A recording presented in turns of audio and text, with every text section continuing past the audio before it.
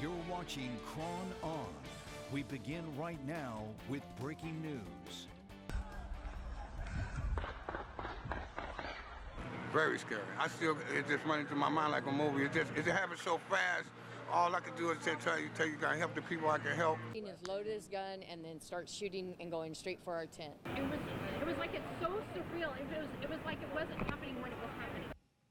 You just heard gunfire that erupted on the last day of the Gilroy Garlic Festival as a band played their final song just past 5:30 last night. A shooter identified as 19-year-old Santino William Lagan of Gilroy opened fire, killing 3 people and sending 15 others to a hospital. We just learned that he used an assault-type rifle purchased legally in Nevada on July 9th of this year. The gunman was shot dead by police. Today, police also revealed more about 3 victims who were killed by that shooter. They are a 20-year-old man, a 13-year-old girl, and sadly the youngest, a 6-year-old boy. None of them have been formally named yet, but we did speak with the family of the young boy who shared this picture of him. You're looking at Stephen Romero, whose life was cut short on a day that was supposed to be a fun-filled outing with his family. Both his mother and grandmother was shot too, but are expected to survive.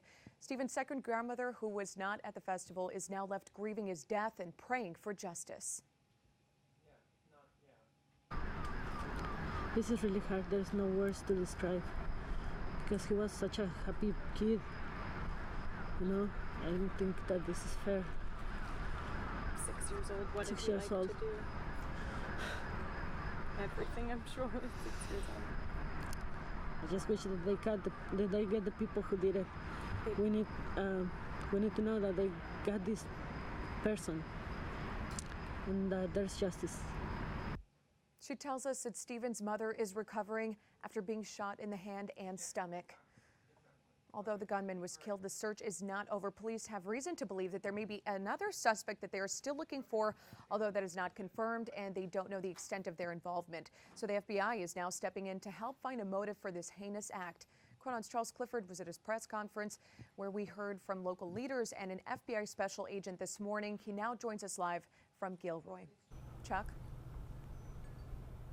Well, yeah, so right now I'm outside the Gilroy Police Department here in Gilroy, and they held a press conference about an hour ago. We heard from the mayor, the fire chief, also the police chief, and the FBI. Now, the fire chief talked about the response after the shooting, after the initial shots were fired. He said every fire truck that they have in Gilroy was sent to the Garlic Festival. They also brought in units from outside jurisdictions. Also, the police chief talked here, and he talked about, in the moments after the shooting, that there were police officers stationed around the Garlic Festival who responded almost immediately. He believes if they had not been there, that the chaos could have been a lot worse, and he believes his officers' quick response saved lives. Now, he also talked a little bit about the investigation. We didn't learn a lot of new details today. That he mostly reiterated things we had heard in an earlier press conference last night. He did add a few new details. He said that the suspect in this case, who he actually declined to identify, he says he doesn't want to give the suspect any credit, but he said that the suspect purchased an assault-style rifle in Nevada earlier this month, and he did it legally.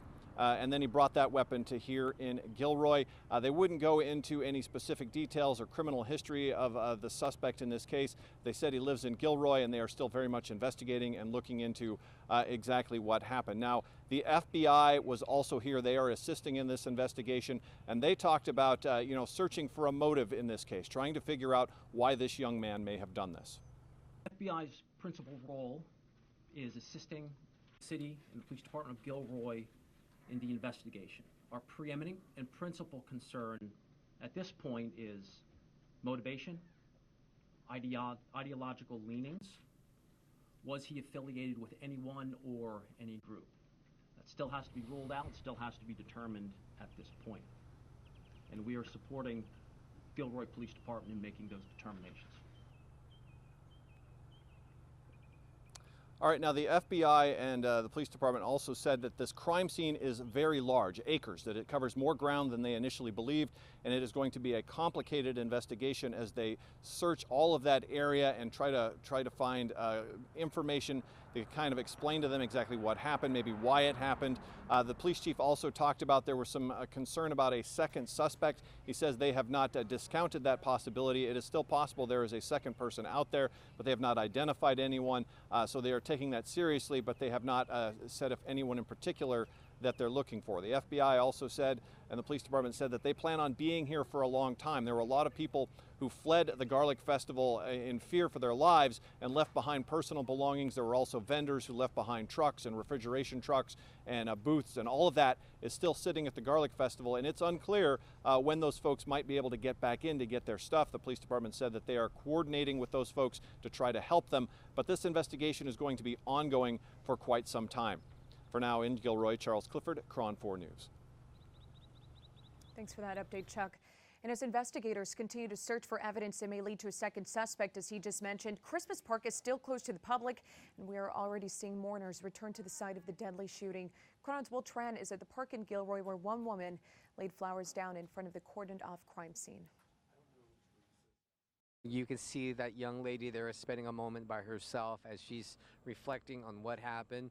I can tell you that the shooter had an assault rifle at the time, and because they believe there is a second suspect, this makes this scene even that much more important for them to collect evidence. The police department, they're not sure, but they've heard enough accounts from witnesses that they believe there was a second person, possibly not a fellow gunman, but somebody who might have been an accomplice, which is why this area is still under lockdown.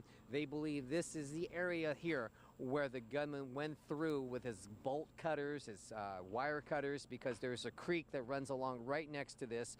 There are a couple of entrances to the festival, but I can tell you, after being here so many times, this pretty much is the heart of the festival. There's Gourmet Alley right down the center. To the left is the amphitheater where the concerts, the music is being played.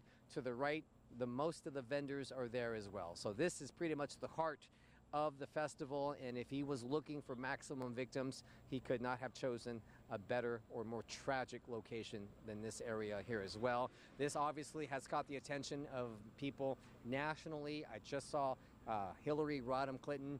She posted a picture of Stephen Romero saying, "This needs to stop." Back to you. The mayor of Gilroy just addressed the shooting, standing in solidarity of the victims, praising law enforcement and lamenting a shooting at their charitable event more than 40 years in the making. And I can tell you that the people of Gilroy are strong, we're resilient, and during the course of this investigation, as law enforcement continues to research and investigate it, the Gilroy community will mourn, but we will get through it.